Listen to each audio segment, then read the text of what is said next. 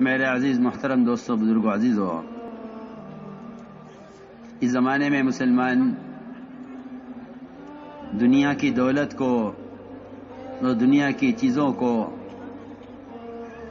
نعمت سمجھ کر استعمال بھی کر رہا ہے اور نعمت سمجھ کر اس کے حاصل کرنے کی کوشش بھی کر رہا ہے، لیکن اس کو یہ نہیں معلوم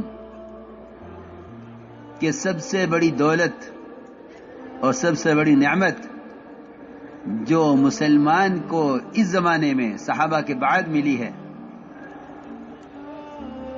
جو مسلمان کو صحابہ کے بعد سب سے بڑی دولت ملی ہے، جتنی بڑی دولت کسی مخلوق کو نہیں ملی، بلکہ اگر یہ بھی کہا جائے کہ ایمان صحابہ کرام کے بعد ایمان افضلیت کے اعتبار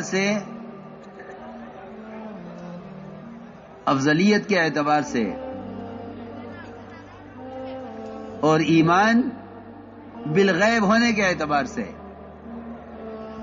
صحابہ کے بعد اگر دیا گیا ہے تو اس امت کو دیا گیا ہے۔ ہم نے ہر چیز کو نعمت سمجھا، ہر چیز کو دولت سمجھا اور اس کو حاصل کرنے کی ہر ممکن کوشش کی، لیکن اس زمانے میں مسلمان ایمان کو سب سے بڑی نعمت اور ایمان کو سب سے بڑی دولت نہیں سمجھتا، بلکہ خیال یہ پیدا ہو گیا ہے کہ ہم تو ایمان والے ہیں، ایمان کی ہمیں کیا ضرورت ہے۔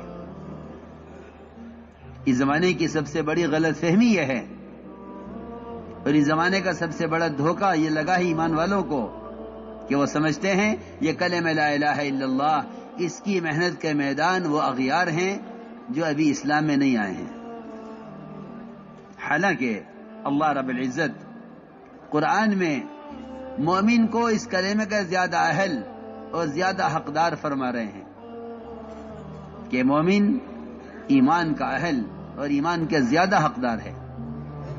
الزمہم کلمۃ التقوی وکانوا احق بها واہلها۔ میں نے ایک بات عرض کی ہے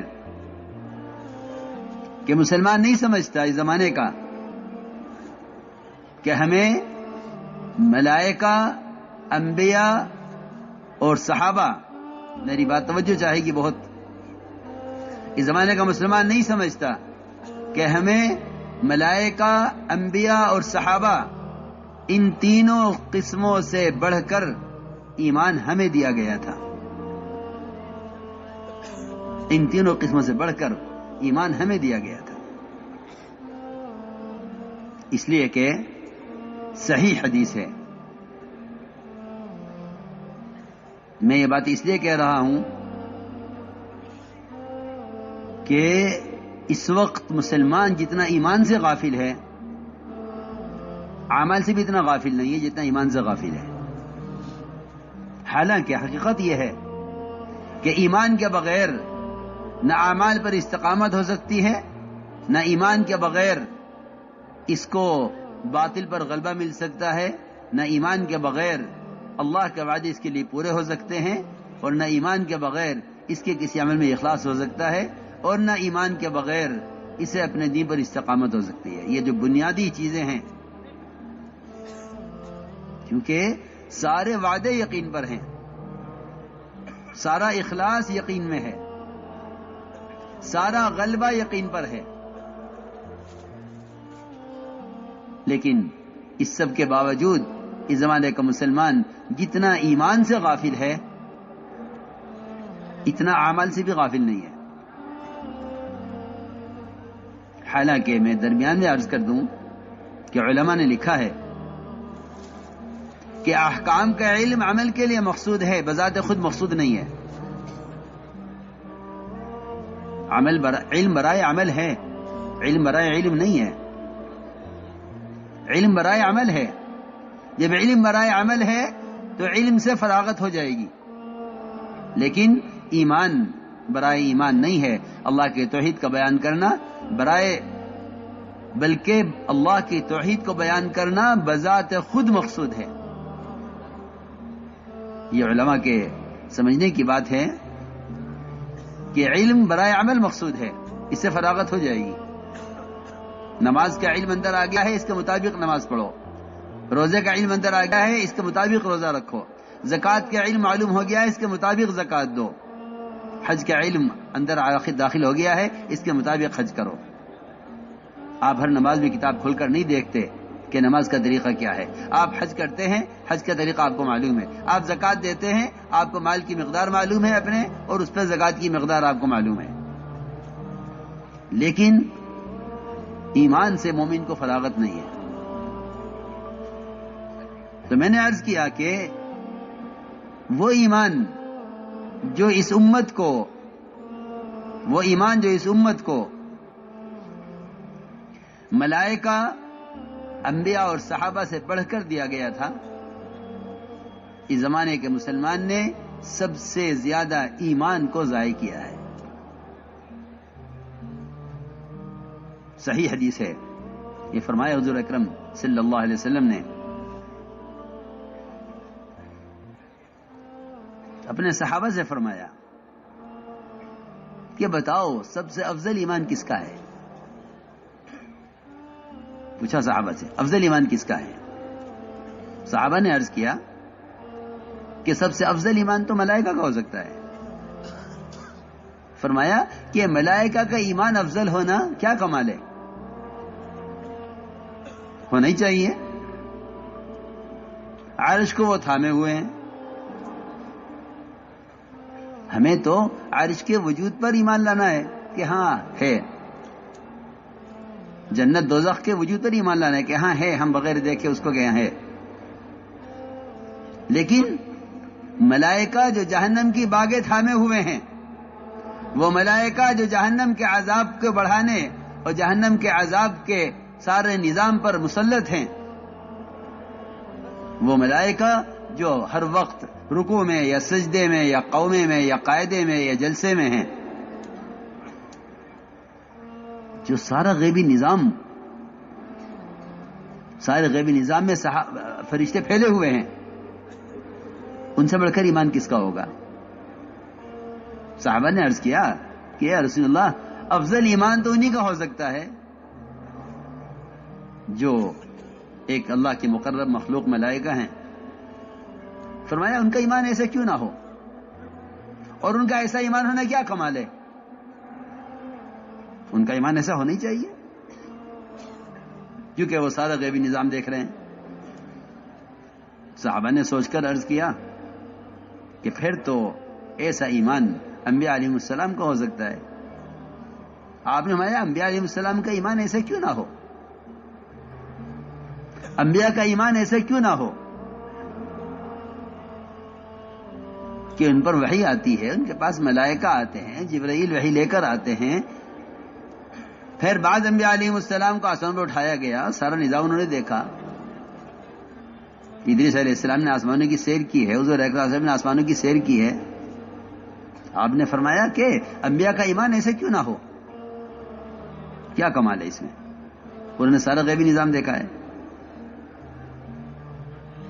صحابہ نے عرض کیا کہ پھر تو آپ کے بعد ہم رہ گئے، صحابہ کا ایمان ایسا ہونا چاہیے. فرمایا کیوں صحابہ کا ایمان ایسا کیوں نہ ہو؟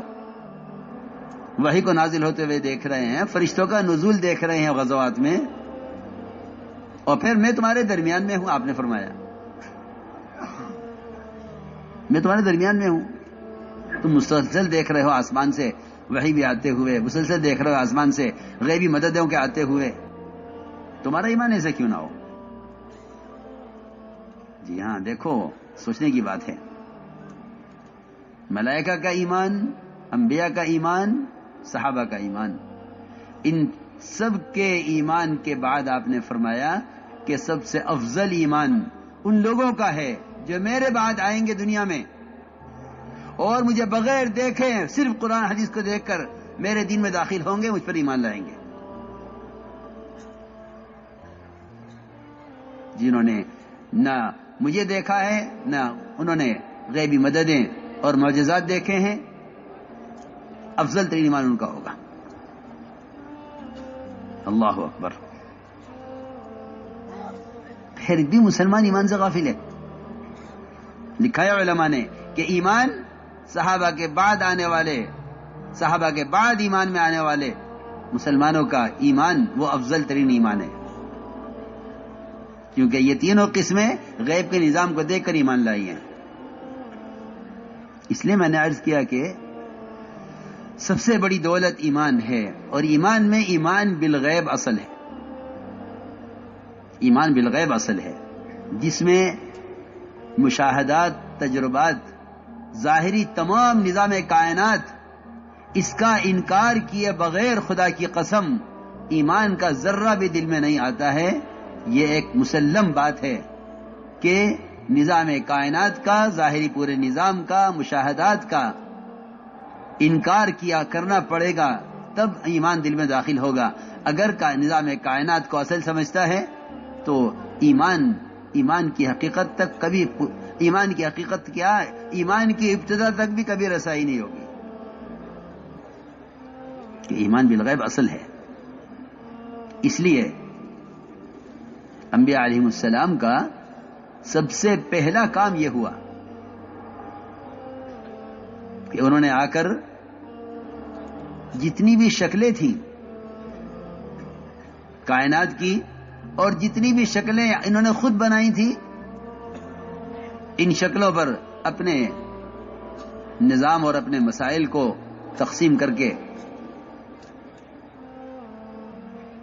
یہ شکل ہے رزق دینے والی، یہ شکل ہے اولاد دینے والی، یہ شکل ہے بارش دینے والی، یہ شکل ہے صحت دینے والی، ان ساری شکلوں کا انکار کیا قدرت کے مقابلے میں. لا الہ میں سب سے پہلے اللہ کے ہر غیر کی نفی ہے. سب سے پہلے اللہ کے ہر غیر کی نفی ہے. اور اس نفی کا مطلب صرف انکار کر دینا نہیں ہے، بلکہ اس نفی کا مقصد، اس نفی کا اصل مطلب یہ ہے کہ تم ان شکلوں سے کوئی امید ہی مت رکھنا، ان سے امید کی بھی نفی کرو.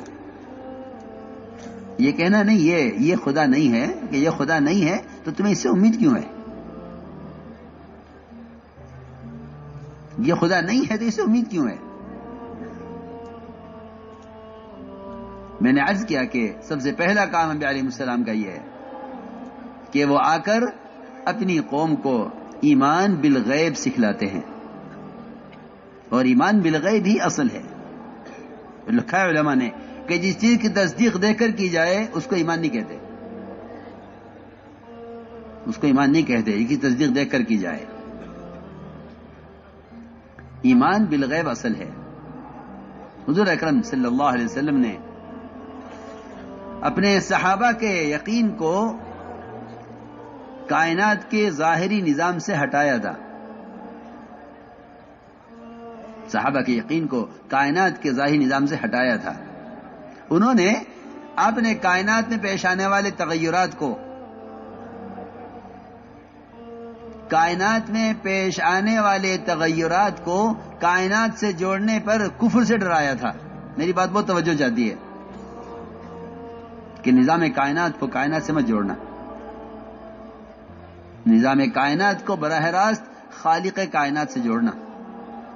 اگر تم نے کائنات کے نظام کو کائنات سے جوڑا تو دہریت میں پڑو گے. اس لیے کہ دہریت کہتے ہی اس کو ہیں کہ نظام کائنات کا نظام کائنات سے چل رہا ہے، یعنی زمانہ زمانے کو چلا رہا ہے.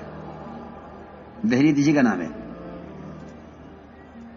دہریت اسی کا نام ہے کہ نظام کائنات کائنات سے چلتا ہے. نہیں، نظام کائنات خالق کائنات سے چلتا ہے.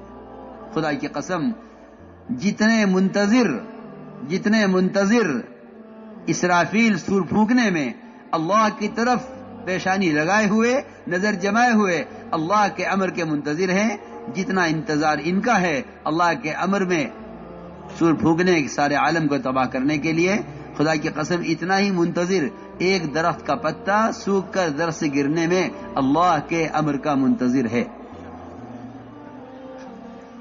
جی ہاں، اس پر ایمان لانا ہوگا تاکہ اس درمیان کی جتنی شکلیں ہیں، اسرافیل کے سور پھونکنے سے لے کر اس پتے کے گرنے تک، اور جبرائیل کے حجم اور ان کے قد و قامت اور ان کے پھیلاؤ سے لے کر ان کے طول و عرض سے لے کر ایک چونٹی تک جتنی شکلیں ان کے درمیان میں ہیں، ان ساری شکلوں کا اسی طرح انکار کرنا پڑے گا. یہ کرنے والی ذات صرف اللہ کی ہے. اللہ کو بولنا سب سے بڑی عبادت ہے. اللہ کو بولنا ذکر ہے. اس زمانے میں لوگ صرف تسبیح پڑھنے کو ذکر سمجھتے ہیں. میری بات توجہ چاہتی ہے بہت. اس زمانے میں لوگ صرف تسبیح پڑھنے کو ذکر سمجھتے ہیں. نہیں، بلکہ نبی کو جو ذکر کا حکم ہے، نبی کو جو ذکر کا حکم ہے، اس میں نبی کو اس کا حکم ہے کہ آپ کھڑے ہوئیے اور آپ اللہ کی بڑائی کو اور اس کی کبریائی کو ان تمام شکلوں کے مقابلے میں بڑا بیان کیجئے. آپ سے اور انبیاء سابقین سے جو کفر کی لڑائی ہے وہ ذکر پر نہیں ہے، وہ ذکر پر نہیں ہے، بلکہ وہ لڑائی اللہ کے تذکروں پر ہے. لڑائی اللہ کے تذکروں پر ہے. اجعل الالهة الہ واحدہ ان هذا لشیء عجاب. لڑائی ساری اس پر تھے، لڑائی ساری اس پر تھی. اتقتلون رجلا یقول ربی اللہ کی لڑائی ساری اس پر ہے. اس لیے حضور اکرم صلی اللہ علیہ وسلم نے اپنے صحابہ کے ذہن کو کائنات کے ظاہری نظام سے ہٹایا کہ نظام کائنات کے تغیرات کا کائنات سے کوئی تعلق نہیں ہے. اونٹوں میں خارش پھیلی. میں بتاؤں گا، سمجھاؤں گا کہ جو حالات پیش آتے ہیں ان حالات میں اللہ کو لوگ کتنا یاد رکھتے ہیں. ٹھیک ہے، ایک تسبیح آپ نے صبح پڑھ لی، ایک شام کو پڑھ لی، اس میں کوئی شک نہیں. اللہ کے ذکر کے انوارات، اس کے ذکر کے فضائل، اس کے ذکر کی برکات سب اپنی جگہ ہیں، اس سے انکار نہیں ہے. لیکن یہ بات یاد رکھنا کہ اللہ کے غیر کا تأثر دلوں سے نکلے گا نہیں جب تک اللہ کی ذات سے ہونے میں اس کے غیر کا انکار نہ ہو. ایک لا الہ الا اللہ کا ذکر ہے، ایک لا الہ الا اللہ کے تذکرے ہیں. چنانچہ صحابہ نے عرض کیا کہ اونٹوں میں خارش پھیل گئی ہے. آپ نے سوال کھڑا کیا کہ اونٹوں میں خارش کیسے پھیلی ہے؟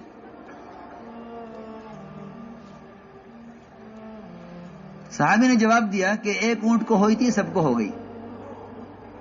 یہ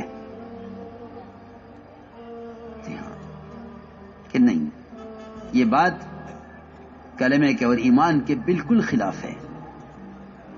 یہ اللہ کی قدرت کا انکار کر دینا ہے. جی ہاں، پکی بات ہے. یہ قدرت کا انکار کر دینا ہے کہ ایک کو ہوئی تھی پھر سب کو ہو گئی. فرمایا آپ نے کہ اگر اس ایک سے سب کو خارش ہوئی ہے تو پہلے اونٹ کو خارش کہاں سے ہوئی؟ یہ بتلاؤ. نعوذ باللہ، نعوذ باللہ. یہ کہنا کہ پہلے اونٹ کو اللہ کے حکم سے ہوئی، باقی کو اونٹوں سے ہو گئی، یہ نظام قدرت کا نظام کہلانے کے قابل نہیں ہے. یہ نظام قدرت کا نظام کہنے کے قابل نہیں ہے کہ ایک اونٹ کو خارش ہو گئی تھی پھر سب کو ہو گئی. نعوذ باللہ. اللہ تو ایک کو چاہتے تھے مگر سب کو ہو گئی. نہیں، اس کی کوئی گنجائش نہیں ہے. اللہ کو اللہ ماننے کا تقاضا یہ ہے کہ کائنات میں کوئی ذرہ حرکت نہیں کرتا اس کے امر کے بغیر. تو جو امور پیش آتے ہیں ان امور کو اللہ کی طرف پھیرنا، ان امور کو اللہ کی طرف پھیرنا، یہ ہے اللہ پر ایمان لانا. یہ ہے اللہ پر ایمان لانا کہ تم کائنات کے تغیرات کو براہ راست خالق کائنات سے جوڑو. ورنہ صاف بات یہ ہے کہ جو کائنات کے تغیرات کو کائنات سے جوڑ دیں گے ان کے اللہ کے درمیان یہ شکلیں حائل ہو جائیں گی، رکاوٹ بن جائیں گی. یہ پکی بات ہے کہ جو کائنات کے تغیرات کو کائنات سے جوڑ دیں گے وہ اللہ تک نہیں پہنچ سکیں گے. وہ اللہ تک نہیں پہنچ سکیں گے. کیوں؟ اس لیے کہ وہ کہیں گے کہ نجومیوں کو بھی خبر ہے کیا ہوگا. اگر نجومی کا انکار نہیں کریں گے تو یہ نجومی ہوں گے، ستاروں کے پجاری ہوں گے، یہ ستاروں کے پجاری بنیں گے. اگر یہ زمین سے ہونے کا انکار نہیں کریں گے تو یہ زمین کے پجاری بنیں گے، اور دوسروں کو بھی کہیں گے آؤ تم بھی ہمارے ساتھ زمین کا شکریہ ادا کرو کہ زمین غلہ دے رہی ہے. میں بہت اہم بات کہہ رہا ہوں. عقائد بگڑتے ہیں نظام کائنات کو کائنات سے جوڑنے کی وجہ سے. عقیدہ بگڑتا ہے نظام کائنات کو کائنات سے جوڑنے کی وجہ سے. عقیدہ درست ہوتا ہے نظام کائنات کا اللہ کے مقابلے میں انکار کرنے سے. عقیدہ درست ہوتا ہے. عقیدے کی درستگی یہ ہے، اگر یہ نہیں سیکھو گے، یہ نہیں سکھلاؤ گے، اور روزانہ بالالتزام بلا ناغہ اس کی دعوت نہیں دو گے، تو یقین اور حالات، یقین کا بگاڑ اور حالات یہاں تک پہنچا دیں گے کہ تمہیں بھی بیٹھ کے سوچو گے کہ اگر ہم ان کے ساتھ زمین کی جے نہ کہیں تو کیا ہوگا. قانون تو یوں کہہ رہا ہے، پکی بات ہے.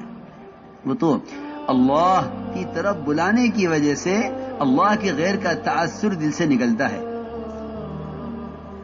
جب مومن اپنی زبان سے کہتا ہے کہ اللہ کرتے ہیں، جب مومن اپنی زبان سے کہتا ہے کہ اللہ کرتے ہیں، خدا کی قسم اس سے زیادہ باطل کے دل کے مرعوب ہونے کے لیے خدا کی قسم قرآن حدیث میں اس کے علاوہ اس سے بڑھ کر اور کوئی سبب ملے گا نہیں. میں جو کہہ رہا ہوں سمجھ کر کہہ رہا ہوں. جو مومن کہتا ہے کہ اللہ کریں گے،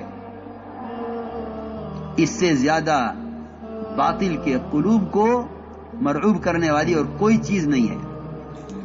وَإِذَا ذُكِرَ اللَّهُ وَحْدَهُ اشْمَأَزَّتْ قُلُوبُ الَّذِينَ لَا يُؤْمِنُونَ بِالْآخِرَةِ وَإِذَا ذُكِرَ الَّذِينَ مِن دُونِهِ إِذَا هُمْ يَسْتَبْشِرُونَ. یہ تو خوش اس سے ہوں گے، یہ تو خوش اس بات سے ہوں گے کہ آپ کہیں کہ نہیں جی ایسا نہیں ہے، ہم اللہ بھی ہیں پھر آپ بھی ہیں، اللہ کے بعد آپ ہی ہیں. جی ہاں، جی ہاں، اللہ بھی ہیں آپ بھی ہیں، اللہ کے بعد آپ ہی ہیں. ہاں، اس سے خوش ہو جائیں گے. اور آج دیکھیں نہیں اللہ ہی ہیں صرف، تو ان کے دل مرعوب ہوں گے، ان کے دل مرعوب ہوں گے اس سے، اور ان کا دل شکستہ ہو جائیں گے اس سے کہ مومن یہ کہے کہ اللہ سے ہوتا ہے. میں نے عرض کیا کہ سب سے بنیادی کام یہ تھا کہ نظام کائنات کے تغیرات کو کائنات سے مت جوڑو. اللہ تعالیٰ نظام کائنات کو بدلتے ہی اس لیے ہیں تاکہ دیکھیں کہ مسلمان اس بارے میں کیا کہتا ہے. حدیبیہ کی رات میں بارش ہوئی، حدیبیہ کی رات میں بارش ہوئی. اس بارش پر آپ نے فرمایا صحابہ سے کہ صبح کو تم میں سے بعض کافر ہوں گے بعض مومن. صحابہ گھبرا گئے، کیوں ہم کافر ہو جائیں گے اور کیوں ایمان کھو بیٹھیں گے؟ ایمان کی دولت کے حاصل ہونے کے بعد ہم ایمان سے پلٹ جائیں گے؟ اسے کیسے ہو جائے گا؟ میں کہ ہاں، جو یہ کہے گا کہ بارش اللہ کے حکم سے ہوئی ہے وہ اللہ پر ایمان لانے والا ہے اور ستاروں کا انکار کرنے والا ہے. جو یہ کہے گا نہیں بارش فلاں ستارے کی وجہ سے ہوئی ہے وہ اللہ کے انکار کرنے والا، ستاروں پر ایمان رکھنے والا ہے. تو میں نے عرض کیا کہ ادھر نجومی ستاروں کے پجاری، ادھر زمینوں کے پجاری، یہ کہیں گے مسلمانوں سے کہ آؤ دیکھو یہ نظام